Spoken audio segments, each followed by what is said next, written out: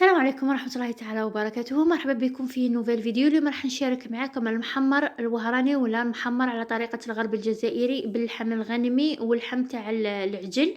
هنايا ديت اللحم تاع الغنمي، ديت طرف تاع جيجو، واللحم تاع العجل ديت بلانكات دوفو.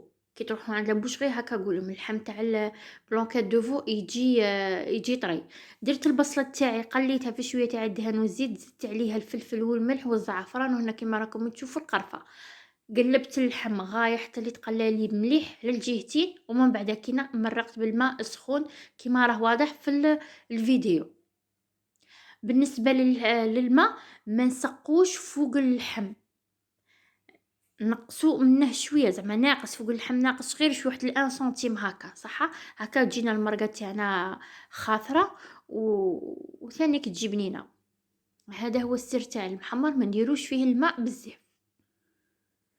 غادي نخليه يغلي غايه، يروح ويجي شعال بعد باه نطف باه نغلق الكوكوط تاعي لمده 30 دقيقه. انا لا كوكوط تاعي طيب لي بالخف.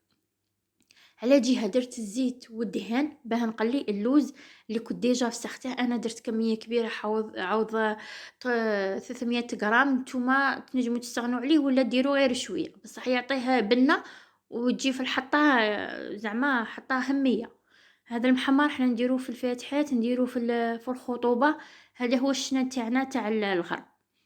هنايا بعد ما طابت لي لاصوص ميكسيتها وعاود صفيتها، قلحت اللحم. شوفوا وخرت ديك القرفه، عاود صفيتها ودرت عليها هذاك اللحم باه تزيد تثقال.